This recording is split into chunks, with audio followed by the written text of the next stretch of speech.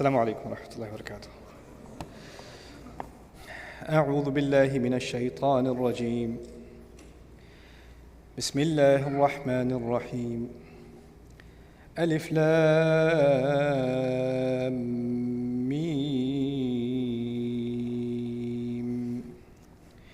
ذلك الكتاب لا ريب فيه هدى للمتقين الذين يؤمنون بالغيب ويقيمون الصلاة ومما رزقناهم ينفقون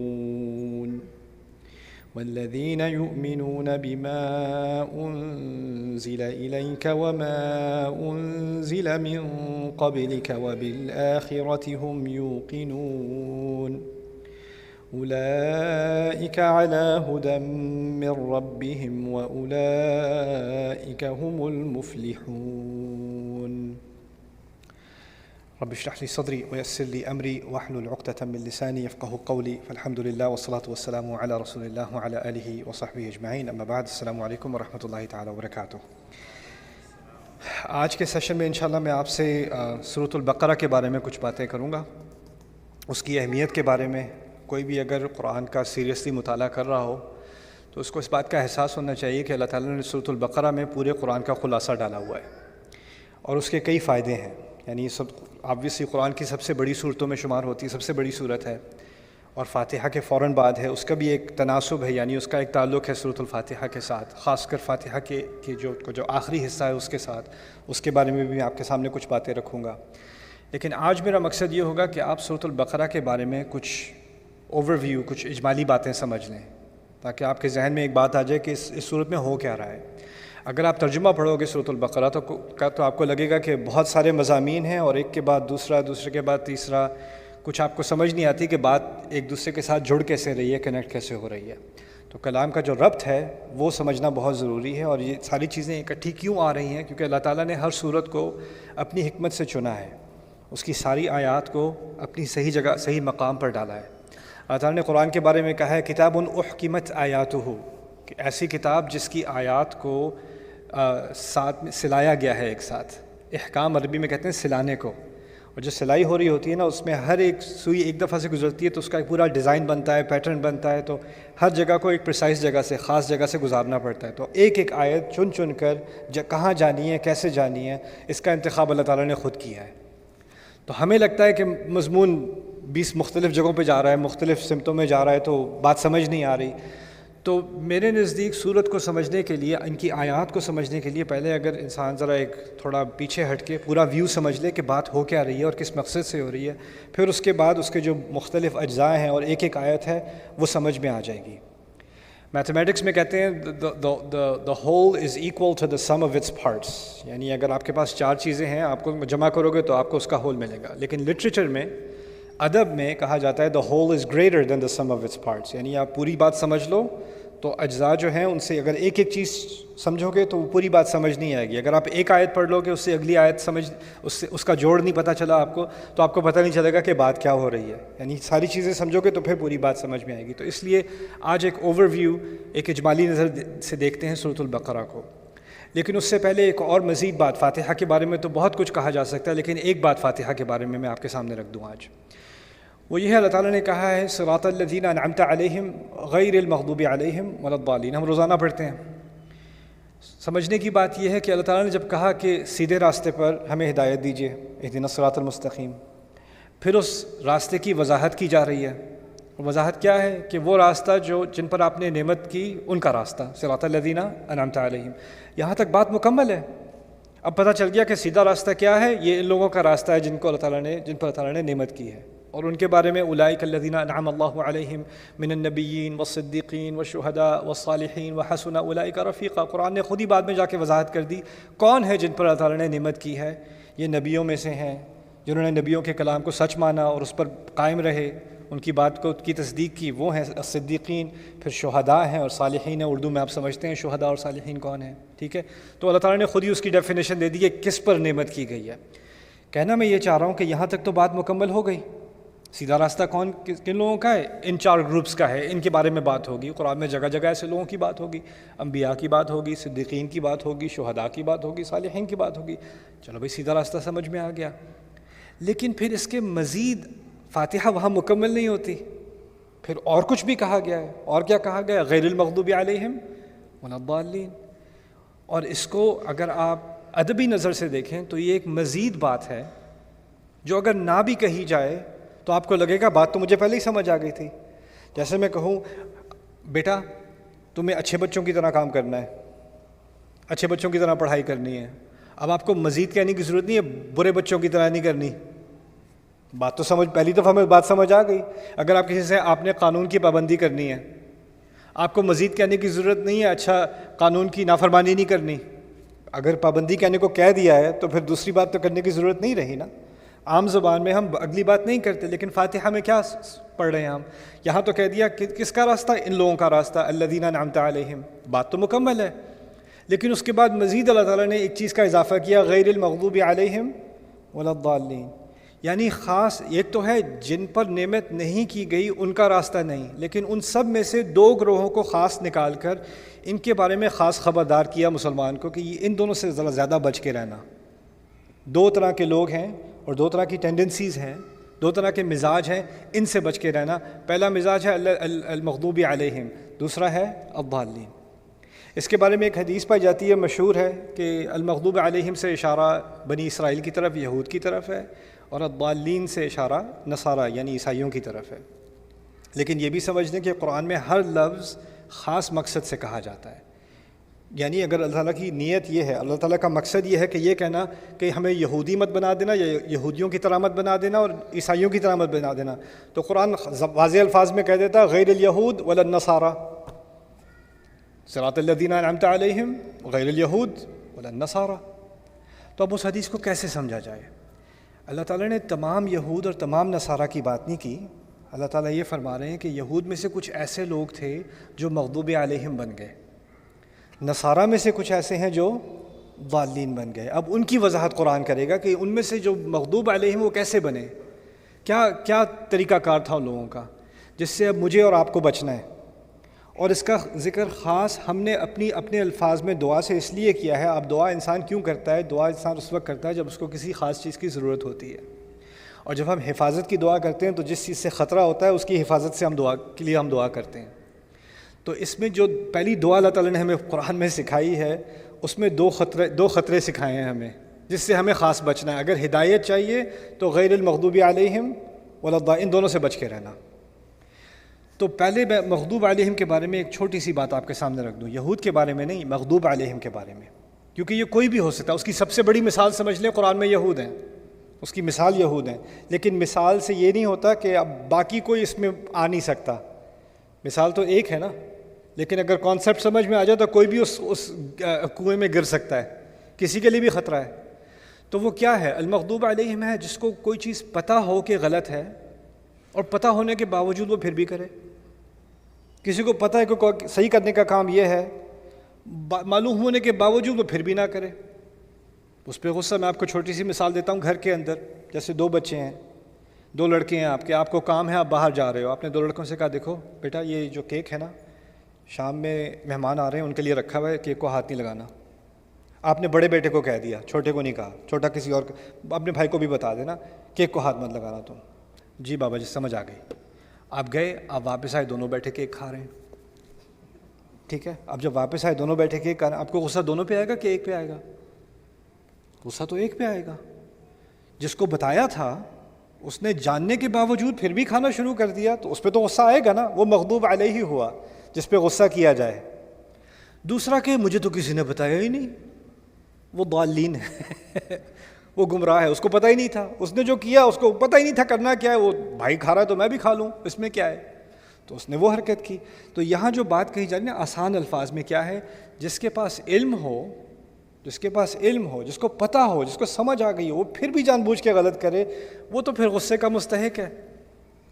بنی اسرائیل کے بارے میں یہود کے بارے میں آپ کیا پڑھیں گے کہ ان کے ہاں علماء ہیں، جاننے والے ہیں، کعبے کو وہ جانتے ہیں، نبی کو پہچان گئے ہیں، اپنی کتابوں میں جاننے کے بعد اس میں تبدیلیاں کرتے ہیں. یعنی ان پہ جو تنقید کی گئی ہے وہ یہ ہے کہ تم جانتے ہو، وانتم تعلمون وانتم تعلمون، تم تو جانتے ہو، من بعد ما عقلوہ، سمجھنے کے باوجود، سمجھنے کے بعد یہ کچھ کرتے ہو. تو پہلا مسئلہ کس کا ہے؟ ایسے لوگوں کا جن کے پاس علم ہے. پہلا مسئلہ کس کا ہے؟ جن کے پاس علم ہے اور پھر وہ علم ہونے کے باوجود غلط راستے کی طرف جاتے ہیں۔ ہمارے دین میں خاص کر صرف علم کو اتنا بڑا درجہ نہیں دیا کہ بس علم حاصل کرو، علم حاصل کرو، علم حاصل کرو۔ علم حاصل تو بنو اسرائیل نے بھی کیا تھا، بلکہ ان کے علم کی شہادت تو اللہ تعالیٰ خود دیتا ہے۔ علماء بنی اسرائیل، علماء کا لفظ ان کے لیے استعمال کیا گیا، احبار کا لفظ ان کے لیے استعمال کیا۔ احبار کہتے ہیں حبر سے نکلا ہے، حبر کہتے ہیں انک کو، سیاہی کو۔ ان کی کتابیں جو ان کی ہاتھوں سے لکھی ہوئی تھی نا، تو اس سے جب آپ اس کو صفحہ پلٹتے ہو تو آپ کے ہاتھ پہ سیاہی آ جاتی ہے۔ تو وہ اتنے صفحے پلٹتے تھے وہ، اور اتنی کتابیں پڑھتے تھے وہ، کہ ان کے ہاتھ ہمیشہ کالے ہوتے تھے، اس لیے ان کو احبار کہا جاتا تھا۔ یعنی اپنی زندگیاں انہوں نے کاغذوں میں گزاری ہیں، صفحوں میں گزاری ہیں، اس لیے ان کو احبار کہا جاتا تھا۔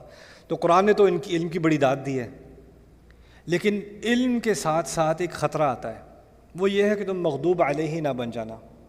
وہ کس طرح سے بنو گے؟ کہ میں کیسے بن سکتا ہوں، آپ کیسے بن سکتے ہیں؟ اتنی خطرناک چیز ہے کہ اللہ سے پناہ مانگ رہا ہوں، یا اللہ ہدایت تو دے دے گا تم، میں ہدایت مانگ رہا ہوں۔ ہدایت کا پہلا درجہ تو علم ہے، اگر علم ہی نہ ہو تو ہدایت کہاں سے آئے گی؟ لیکن اگر علم آ گیا تو اس کا مطلب نہیں ہے کہ ہدایت آ گئی، کیونکہ علم کے بعد بھی المغضوب علیہم کے چکر میں انسان پڑ سکتا ہے۔ دوسرا جو خطرہ ہے وہ الضالین کا ہے۔ الضالین کیا ہے؟ جن لوگوں کو کچھ پتہ ہی نہیں ہے، جو دل میں آتا ہے وہ سمجھتے ہیں تو میرے دل سے لگتا ہے کہ یہ کوئی اچھا کام ہے کرنے کو، میں یہی کر رہا ہوں، اس سے میرے دل کو سکون ملتا ہے تو میں یہ کر رہا ہوں، اس میں کیا برا ہے؟ یعنی پیچھے اس کے عمل کے پیچھے نیت اچھی ہے لیکن علم کچھ نہیں ہے، ٹھیک ہے نا؟ ایسے لوگ الضالین ہو جاتے ہیں۔ اور ہوتا یہ تاریخ میں کہ جب علم والے لوگ کرپشن میں ہوتے ہیں نا، تو اگلی جنریشن آ کے کہتی ہے یہ عالم سارے تو اتنے کرپٹ ہیں، ہمیں نہیں سیکھنا ہے ان کا اسلام، ہم خود ہی اچھے بن سکتے ہیں۔ اب وہ جو خود ہی اچھے بننے والے ہوتے ہیں ان کو علم سے کوئی دلچسپی نہیں ہوتی، تو وہ اپنی تمیز سے اچھا برا بناتے ہیں، اپنی ڈیفینیشن سے بناتے ہیں، اور ان کی ڈیفینیشن ہر 10 سال بعد بدلتی ہے۔ وہ الضالین میں گر جاتے ہیں، اس نئے کنویں میں گر جاتے ہیں وہ لوگ۔ یہ ہے غیر المغضوب علیہم ولا الضالین۔ تو یہ دو خطرے اللہ تعالیٰ نے ہمارے سامنے رکھے ہیں ہدایت مانگنے کے بعد۔ یہ ہدایت مانگنے سے پہلے کی بات نہیں ہے، ہدایت مانگنے کے بعد کی بات ہے۔ یعنی جب اللہ تعالیٰ ہدایت دے دے تو پھر ان دونوں چیزوں سے بچنا۔ اب اس کے بعد سورۃ البقرہ کی طرف آتے ہیں۔ سورۃ البقرہ میں خاص المغضوب علیہم والا جو خطرہ ہے نا، پہلا خطرہ، اس کی طرف شروع میں خاص اشارہ کیا گیا ہے پہلے حصے میں۔ اور جو اس سے اگلی صورت آ رہی ہے آل عمران، اس میں دوسرے خطرے کی طرف، الضالین کی طرف، اس کے پہلے حصے میں اشارہ کیا گیا۔ یعنی فاتحہ میں جو بات مختصر سی کی گئی ہے نا، اس کی پہلی تفصیل آپ کو بقرہ میں ملے گی، دوسری تفصیل آپ کو آل عمران میں ملے گی۔ اس کی ایک ترتیب سمجھ میں آ گئی تھوڑی سی، ٹھیک ہے؟ اب بقرہ کے بارے میں بات کرتے ہیں۔ بقرہ میں میرے نزدیک اس کی ترتیب کے اعتبار سے اس میں 9 حصے ہیں، اور میرا آج مقصد یہ ہے کہ آپ سب آج کے درس کے بعد آپ کو یہ 9 حصے آپ کے ذہن میں بیٹھ جائیں۔ ایک تو میں بات کرنا تو آسان ہے، میں تھوڑا تھوڑا کر کے آپ سے دہرواؤں گا تاکہ آپ کے ذہن میں یہ بات بیٹھی ہو۔ آج کے بعد چلو آپ کو بقرہ کے بارے میں 9 چیزیں تو بتائیں انشاءاللہ، میری نیت یہ ہے، ٹھیک ہے؟ پہلا جو حصہ ہے بقرہ کا، اس میں اللہ تعالیٰ نے 3 طرح کے لوگوں کے بارے میں ہمیں بتایا ہے۔ ایسے لوگ جو اس کتاب پر، اس نبی پر، اس خدا پر ایمان لے آئے، ایسے لوگ جنہوں نے ایمان لانے سے انکار کر دیا، اور ایسے لوگ جو سامنے سے یعنی دکھاوے میں تو ایمان لاتے ہیں، اندر ان کے ایمان ہوتا نہیں ہے۔ اسے کہتے ہیں المؤمنون، اہل ایمان، الکافرون، اور پھر منافق۔ یہ 3، ان 3 کے بارے میں اللہ تعالیٰ نے پہلے حصے میں بقرہ میں وضاحت کر دی، ٹھیک ہے؟ یہ پہلا حصہ ہے بقرہ کا۔ اور ان میں سے جو پہلا حصہ، پہلی کیٹیگری اہل ایمان، ان کے بارے میں مختصر سی بات ہے، شروع میں ہی ہے ذالک الکتاب لا ریب فیہ ھدی للمتقین الذین یؤمنون بالغیب ویقیمون الصلاۃ ومما رزقناہم ینفقون والذین یؤمنون بما انزل الیک وما انزل من قبلک وبالآخرۃ ھم یوقنون اولئک علی ھدی من ربہم واولئک ھم المفلحون۔ بات ختم، مختصر سی آیات، بات مکمل ہو گئی۔ اہل ایمان یہ ہیں۔ اہل ایمان کے بارے میں ایک چھوٹی سی بات آپ کے سامنے رکھ دوں، آیت کر کے تو ہم بعد میں مطالعہ کریں گے انشاءاللہ ایک دن۔ لیکن کسی نے مجھ سے پوچھا کہ تم لوگوں کو اتنا اعتماد کیوں ہے کہ یہ جو آپ کے نبی ہیں یہ آخری نبی ہیں، ان کے بعد کوئی آ ہی نہیں سکتا؟ کچھ دلچسپ گروہ ہیں دنیا میں جن کا ایمان ہے کہ قرآن تو ہے، وہ نبی بھی ہیں، لیکن ان کے بعد بھی نبی ہونے کا امکان ہے۔ قرآن نے کہیں نہیں کہا کہ ان کے بعد کوئی نبی نہیں آنے والا۔ تو میں نے ایک صاحب تھے اس طرح کے، انہوں نے مجھ سے آ کے بات کی۔ میں جماعتوں کا اور گروہوں کا اور فرقوں کا نام نہیں لیتا، میں اعتقاد کی بات کر رہا ہوں، یعنی ان کا عقیدہ یہ ہے کہ ان کے بعد بھی نبی ہونے کا امکان ہے کسی کا۔ تو میں نے ان سے پوچھا آپ نے بقرہ نہیں پڑھی؟ انہوں نے کہا ہاں نے پڑھی ہے۔ میں نے کہا آپ نے پہلا صفحہ پڑھا ہے اس کا؟ میں نے کہا ہاں پڑھا ہے۔ تو وہاں تو اللہ تعالیٰ نے کیا دیا، والذین یؤمنون بما انزل الیک وما انزل من قبلک، وہ جو آپ پر نازل ہوا یعنی رسول پر، اس پر ایمان لائے، اور جو آپ سے پہلے نازل ہوا اس پر ایمان لائے، اور آپ کے بعد ایمان لانے کی ایک ہی چیز رہ گئی، وبالآخرۃ ہم یوقنون، اور آخرت پہ ان کا پورا یقین ہے۔ تو یہاں اگر امکان ہوتا کہ آپ کے بعد بھی کچھ آنا ہے تو وما انزل من قبلک وما انزل من بعدک، جو آپ سے پہلے آیا جو آپ کے بعد آئے گا، بعد کا تو ذکر ہی کوئی نہیں، تو آپ کہاں سے لے کے آ رہے ہو؟ یہ تو شروع میں اللہ تعالیٰ نے کہہ دیا کہ متقی اور ایمان والا ہونے کے لیے ایک تو مجھے ایمان لانا ہے جو مجھ پر جو اس نبی پر نازل ہوا ابھی، اور جو اس سے پہلے نازل ہو چکا، موسیٰ علیہ السلام، عیسیٰ علیہ، جو وہی کا ذکر ہو رہا ہے، تو بعد کا تو کوئی امکان ہی نہیں ہے۔ یہ تو شروع میں ہی مسئلہ حل ہو گیا ہے، کہاں سے مسئلہ لے کے آ رہے ہو یار؟ مجھے نہیں سمجھ آئی، وہ بات جلدی ختم ہو گئی کچھ۔ بٹ خیر، پہلا جو حصہ ہے اس میں 3 طرح کے لوگ ہیں، جو لوگ ایمان لائے، جو لوگ کفر پہ ڈٹے ہوئے ہیں، اور جو لوگ منافق ہیں۔ کافروں کے بارے میں بھی مختصر سی بات، ان الذین کفروا سواء علیہم انذرتہم ام لم تنذرہم لا یؤمنون، ختم اللہ علی قلوبہم وعلی سمعہم وعلی ابصارہم غشاوہ ولہم عذاب عظیم، بات ختم۔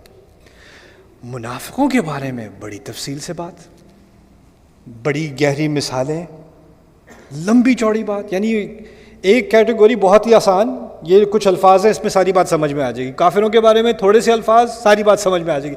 منافق ذرا پیچیدہ مسئلہ ہے، اس کو سمجھنے کے لیے ذرا تفصیل کی ضرورت ہے، تو وہاں پہلے حصے میں ہی منافقوں کے بارے میں ایک تفصیلی بحث ہے، تفصیلی مثالیں دی گئی ہیں، اس پہ بہت تدبر کرنے کی ضرورت ہے۔ یعنی اللہ تعالیٰ نے شروع میں ہی ہمیں سکھا دیا کہ یہ جو مرض ہے نا نفاق کا، یہ کوئی آسانی سے پہچاننے جانے والی چیز نہیں ہے، اور اس کے لیے انسان کو بہت گہرائی سے اپنے اندر بھی دیکھنا پڑتا ہے، اور اسی کی طرف اشارہ شروع میں ہی ہو گیا پہلے حصے میں۔ اچھا پہلے حصے کی بات ہو گئی، ٹھیک ہے، کتنے حصے رہ گئے مجھے یاد نہیں، آپ یاد کراؤ۔ 8 حصے رہ گئے، 9 حصے ہیں نا مکمل، 8 حصے رہ گئے، یہ پہلا حصہ ہے۔ اب میں آخری حصے کی بات کرتا ہوں، حصہ نمبر 9، میں آخر میں لے جا رہا ہوں، بالکل آخر میں لے کے جا رہا ہوں آپ کو۔ آخر میں ہے آمن الرسول بما انزل الیہ من ربہ والمؤمنون کل آمن باللہ وملائکتہ وکتبہ ورسلہ لا نفرق بین احد من رسلہ۔ بڑی پیاری دعا ہے قرآن میں سورۃ البقرہ کے آخر میں، وہاں پر پہلے بات ہو رہی ہے جو لوگ ایمان لائے، جیسے شروع میں، پھر اس دعا میں ہے ہم پر ایسا بوجھ نہ ڈالنا جو ہم سے پہلے والے لوگوں پر ڈالا گیا تھا وہ اٹھا نہ سکے، وہ اٹھانے کے بجائے وہ منافق بن گئے، تو وہاں بات دوبارہ کس کی ہو رہی ہے؟ نفاق کی بات ہو رہی ہے۔ پھر آخر میں اس دعا میں کیا ہے؟ فانصرنا علی القوم الکافرین، یعنی جن تین گروہوں کی بات شروع میں ہو رہی تھی نا، ان سے متعلق ایک کمپریہنسو دعا ہے، ایک اجمالی دعا، وہ بالکل سورت کے آخر میں ہے۔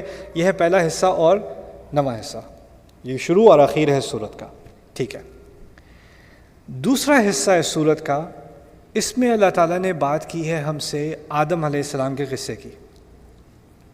آدم علیہ السلام کا قصہ قرآن میں 7 دفعہ اس کا ذکر ہے مختلف مقامات پر، اور ہر دفعہ اس میں سے کوئی ایک نئی تفصیل اللہ تعالیٰ سامنے لاتے ہیں، ہر دفعہ ایک بات نہیں ہوئی۔ سورۃ الاعراف میں جو قصہ آپ کو آدم علیہ السلام کا ملے گا اس میں، اور سورۃ البقرہ کے میں جو ذکر ہے جن آیات کا، ان میں بہت فرق ہے۔ یعنی آپ اس طرح سمجھ لیں آج کل کی زبان میں کہ آپ ایک اینگل سے دیکھ رہے ہو نا تو آپ کو کچھ نظر آ رہا ہے، ایک ہی سین ہے، اور آپ اسی چیز کو ایک دوسرے اینگل سے دیکھو گے تو آپ کو کچھ اور نظر آئے گا۔ تو قرآن کبھی ایک اینگل سے اسی قصے کے بارے میں ذکر کرتا ہے، پھر کسی اور اینگل سے اسی قصے کے بارے میں ذکر کرتا ہے، ٹھیک ہے۔ آپ کو ایک نئی چیز سیکھنے کو ملتی ہے جو آپ کو اس نقطۂ نظر سے نظر نہیں آ رہی تھی، اب اس نقطۂ نظر سے نظر آئے گی، ٹھیک ہے نا۔ تو یہ پھر سورۃ البقرہ میں یہ جو دوسرا حصہ ہے آدم علیہ السلام کا قصہ، آسان ہے، یعنی یاد رکھنا کہ پہلا حصہ 3 گروہ، دوسرا حصہ آدم علیہ السلام۔ اب آدم علیہ السلام کے قصہ جو ہے اس میں خاص اللہ تعالیٰ نے 2-3 چیزوں کا ذکر کیا یہاں پر۔ ایک تو آدم علیہ السلام کے علم کا ذکر کیا ہے، اس کے بعد جنت کا ذکر کیا ہے، پھر جنت سے نکالے جانے کا ذکر کیا ہے، فَأَزَلَّهُمَا الشَّيْطَانُ عَنْهَا فَأَخْرَجَهُمَا مِمَّا كَانَا فِيهِ، کہ شیطان نے ان دونوں کو پھسلوا دیا، شیطان کا ذکر ہوا ہے۔ اور بھی بہت ساری باتیں ہیں، لیکن میں اب تھوڑی تھوڑی کر کے آپ کے سامنے رکھوں گا۔ تو یہ 2-3 چیزیں، علم کے بارے میں بات ہو رہی ہے، پھر لالچ دی شیطان نے اور لالچ کے ذریعے سے نکلوا دیا جنت سے، اس کے بارے میں بات ہو رہی ہے، ٹھیک ہے نا۔ اب یہ ہے کون سا حصہ؟ دوسرا، آدم علیہ السلام کا قصہ۔ اب میں آپ کو دوبارہ آخر میں لے کے جاتا ہوں، پہلے تو 9واں حصہ بتایا تھا نا، اب 8واں حصہ بتاتا ہوں۔ 8ویں حصے میں اللہ تعالیٰ نے 3 باتیں کری ہیں۔ ایک بات کی ہے کہ اللہ تعالیٰ کی راہ میں پیسے خرچ کرنا، جو آیات کا مجموعہ ہے نا خدا کی راہ میں خرچ کرنے کو، الانفاق فی سبیل اللہ، بقرہ کی انتہا میں اس سے بڑا کوئی مجموعہ قرآن میں کہیں اور نہیں ہے، جیسے خاص سورۃ البقرہ میں ہے الانفاق فی سبیل اللہ، آیت کے بعد آیت کے بعد آیت۔ انسان اپنی کمائی سے جو اللہ تعالیٰ نے دیا ہے، اس کمائی میں سے جو بہترین انویسٹمنٹ کر سکتا ہے اپنے لیے، وہ کیا ہے؟ اللہ کی راہ میں خرچ کرنا۔ اس کے بارے میں تفصیلی بحث۔ اس کے فوراً بعد اللہ تعالیٰ نے بات کی ہے تفصیل سے کہ انسان اپنی کمائی سے روزی، اب جو روزی کمائی ہے اس سے بہترین کیا کر سکتا ہے، اس کے بعد اس سے بدترین کیا کر سکتا ہے۔ اس کے بعد ربا کی آیات ہیں، الذین یأکلون الربا لا یقومون کما یتخبطہ الشیطان من المس۔ قرآن میں پھر اس کے بعد ربا کی آیات ہیں۔ تو پہلے خرچ کرنے کی آیات ہیں اللہ کی راہ میں، اس کے بعد ربا کی آیات ہیں، اور اس کے بعد اب ایک تو ہو گیا بہترین طریقہ مال کے خرچ کرنے کا، ایک ہے بدترین طریقہ مال کے خرچ کرنے کا یا مال کمانے کا، پھر ایک بیچ میں راستہ ہے کس کا؟ حلال کا، تجارت کا اور دین کا، یعنی ادھار لینے کا صحیح طریقہ کیا ہے، اس کے بارے میں بات ہو رہی ہے۔ اور اس سب کے دوران اللہ تعالیٰ نے خاص کچھ چیزوں کا ذکر کیا ہے جس کا تعلق آدم علیہ السلام کے قصے سے ہے۔ آدم علیہ السلام کے قصے میں ایک جو تھیم نکلتی ہے وہ کیا ہے؟ لالچ۔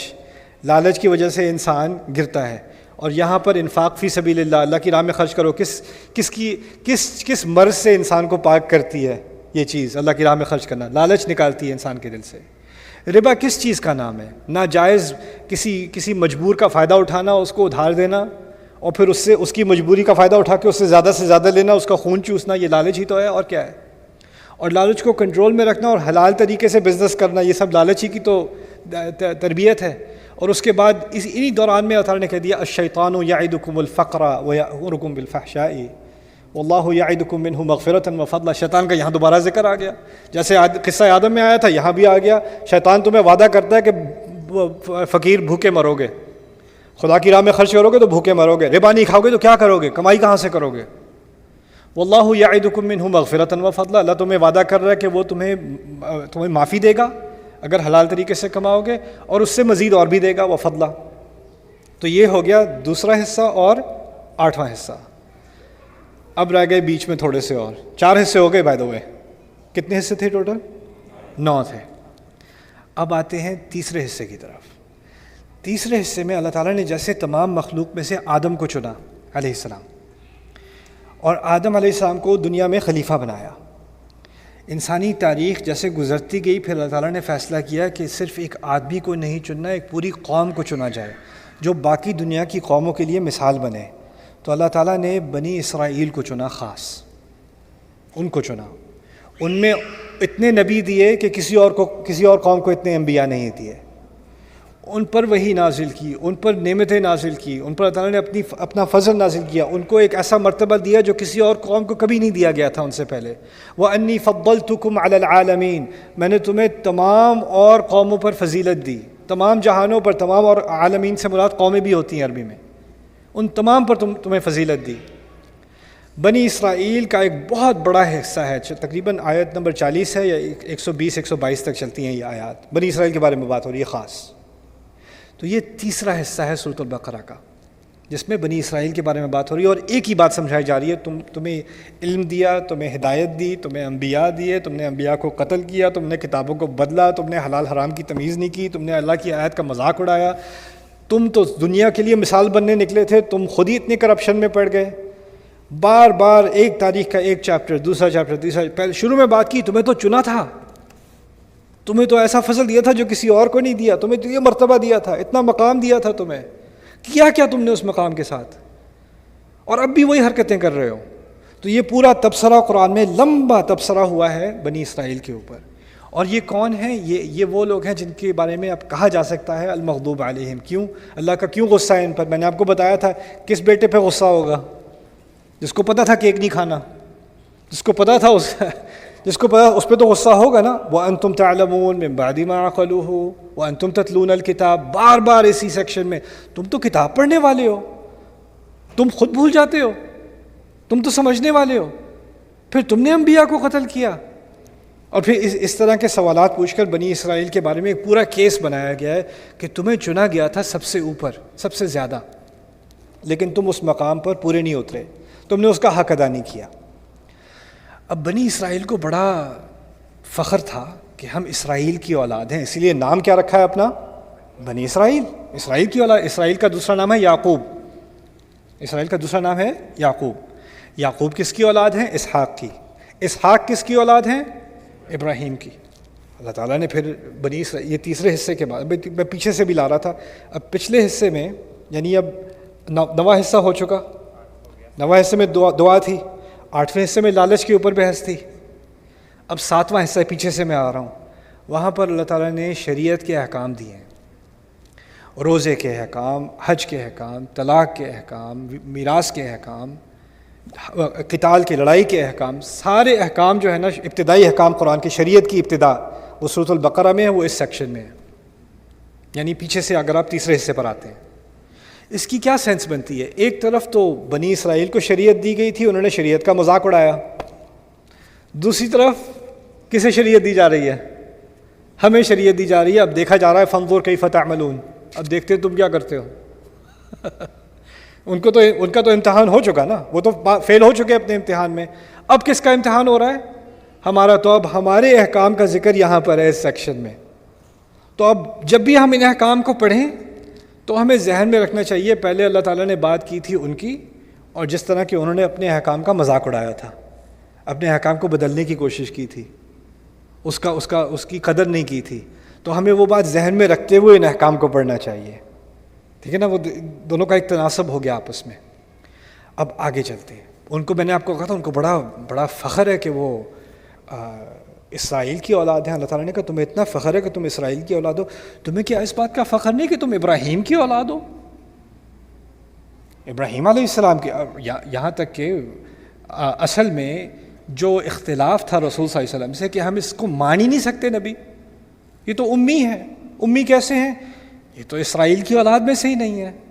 تو اللہ تعالیٰ بات تھوڑی اور پیچھے لے گئی، کیا ابراہیم کی اولاد میں سے بھی نہیں ہے؟ تم ابراہیمی کے تو اولاد ہو نا. اور پھر بات بنی اسرائیل کے قصے کے بعد اگلی بات جو ہو رہی ہے وہ ہو رہی ہے ابراہیم علیہ السلام کے بارے میں. اور پہلی بات کیا کہی ابراہیم علیہ؟ یہ چوتھا حصہ ہے بائی دا وے. میں شروع سے آپ کو دیکھوں یاد رہا کہ نہیں. پہلا حصہ کیا تھا؟ 3 طرح کے لوگ. دوسرا حصہ کیا تھا؟ آدم علیہ السلام کا قصہ. تیسرا حصہ کیا تھا؟ بنی اسرائیل. بنی اسرائیل کو اب کس کی یاد دلائی جا رہی ہے؟ ابراہیم علیہ السلام کی. چوتھا حصہ ہے ابراہیم علیہ السلام. ابراہیم علیہ السلام اور ان کی اولاد. ابراہیم علیہ السلام اور ان کی اولاد. اور ان کی اولاد 2 نسلیں ہیں. ایک اسماعیل کے ذریعے جس میں آگے ہزاروں سال جا کے رسول صلی اللہ علیہ وسلم کی پیدائش ہے، اور دوسری طرف ہے اسحاق. اسحاق کے ذریعے ہے یعقوب، اور یعقوب کے ذریعے ہے بنی اسرائیل. ٹھیک ہے نا؟ اب اس حصے میں اللہ تعالیٰ نے کیا مزے کی بات کی، یہاں پر یعقوب کی بات کی اور اسماعیل علیہ السلام کی بھی بات کی. دونوں نسلوں کی بات کر لی. یعنی اگر ایک کو یاد رکھتے ہو تو دوسرے کو کیسے بھولتے ہو؟ اور اسماعیل کے ساتھ تو کھڑے ہو کے انہوں نے کعبہ بنایا تھا. یہ وَإِذْ يَرْفَعُ إِبْرَاهِيمُ الْقَوَاعِدَ مِنَ الْبَيْتِ وَإِسْمَاعِيلُ. تو اللہ تعالیٰ واپس جو مشترک والد ہیں، یعنی عربوں کے اور بنو اسرائیل کے جو مشترک والد ہیں، یعنی خاص کر بنی اسماعیل کے، ان کا ذکر کیا ابراہیم علیہ السلام کا. لیکن پہلی بات جو ابراہیم علیہ السلام کے بارے میں کی، سب سے اہم جو بات کی، وہ کیا تھی؟ وَإِذِ ابْتَلَىٰ إِبْرَاهِيمَ رَبُّهُ بِكَلِمَاتٍ فَأَتَمَّهُنَّ. جب اللہ تعالیٰ ان کے رب نے ابراہیم علیہ السلام کا بہت بڑے امتحانات لیے، اپنے الفاظ سے، اپنے احکام سے ان کے بڑے امتحان لیے گئے، اور انہوں نے تمام امتحانوں کو پورا کیا، پاس ہوئے تمام امتحانوں میں. یہ خاص اشارہ ہے کس بات کی طرف؟ تمہارا امتحان لیا تھا، تم لوگ کیا کر گئے؟ فیل کر گئے. اپنے والد کی طرح اتنا تمہیں فخر ہے کہ اسرائیل کی اولاد ہو، تو ابراہیم کی بھی تو اولاد ہو. وہ تو اپنے امتحانوں میں پاس ہوئے تھے، تمہیں تو ان سے سیکھنا چاہیے تھا. تو یہاں پر ابراہیم علیہ السلام کے امتحان میں پاس ہونے کا ذکر ہے، ٹھیک ہے، اس کے بعد کعبے کی تعمیر کی بات ہوگی تھوڑی دیر بعد. لیکن خیر یہ ہے چوتھا حصہ. اب پیچھے سے چوتھے حصے کی طرف آتے ہیں، یعنی 9واں تو کر چکے، 8واں بھی کر چکے، 7واں، اب چھٹے پہ آ رہے ہیں.